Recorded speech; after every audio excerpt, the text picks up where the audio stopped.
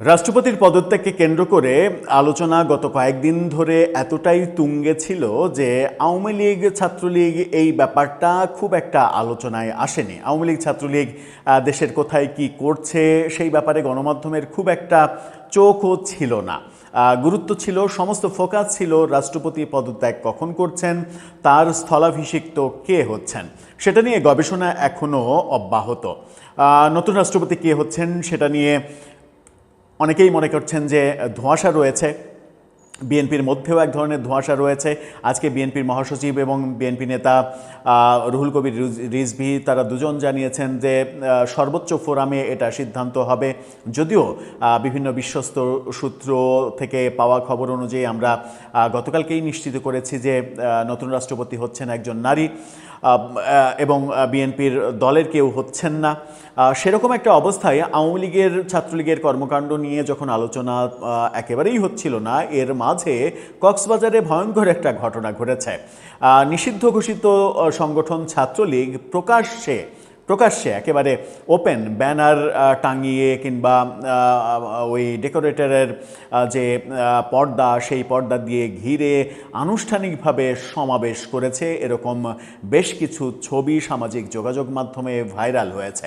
ছাত্রলীগেরই এক নেতা সেই ছবিগুলো, অনেকগুলো ছবি একসাথে পোস্ট করেছেন বলে আমাদের চোখে পড়েছে ফেসবুকে। চলুন, ঘটনাটা ঘটেছে যেটা কক্সবাজারে, সেই ঘটনাটা প্রকৃত কি, ছবি দেখে আমরা কতটুকু ধারণা করতে পারি ছবিগুলো এআই দিয়ে তৈরি কিনা, নাকি সত্যি এরকম প্রকাশ্যে সমাবেশ করছে ছাত্রলীগ, সেখানে পুলিশ নির্বিকার কিনা, সেই আলোচনা করে বোঝার চেষ্টা করে এই ভিডিওতে থাকবেন পলিটিক্স টিভির নিয়মিত আয়োজনে।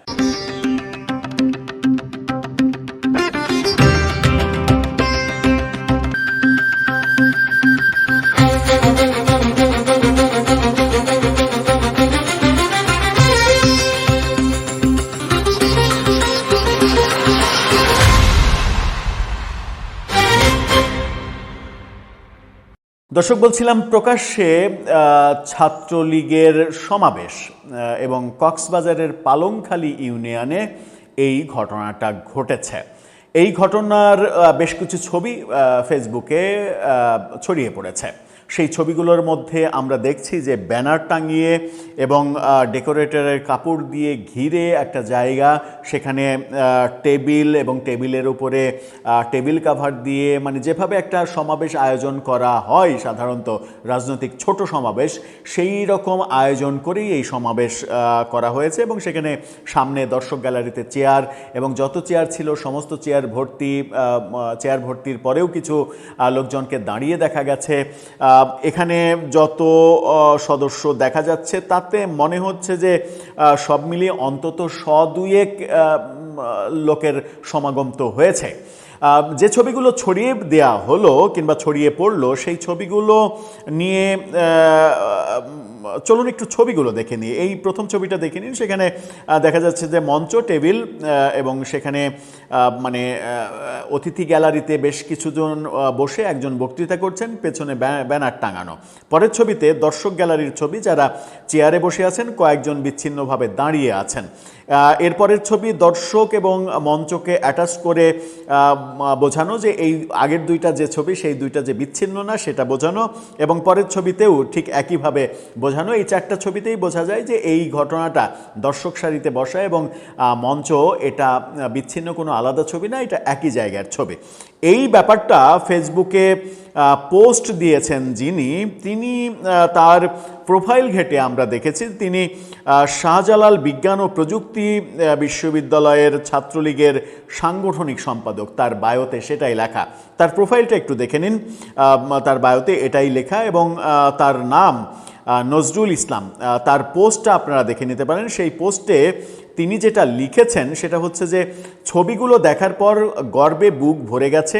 একটা ইউনিয়ন ছাত্রলীগের ছেলেরা, কোনো আওয়ামী লীগের নেতা নেই, অভিভাবক নেই, প্রকাশ্যে বসে তারা বঙ্গবন্ধু কন্যাকে ফিরিয়ে আনার শপথ নিচ্ছে।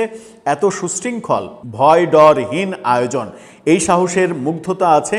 এখান থেকে জন্ম নেবে ডাইনামিক এক নেতৃত্ব, যেখানে মুক্তি আর বিজয় অনিবার্য হয়ে উঠবে।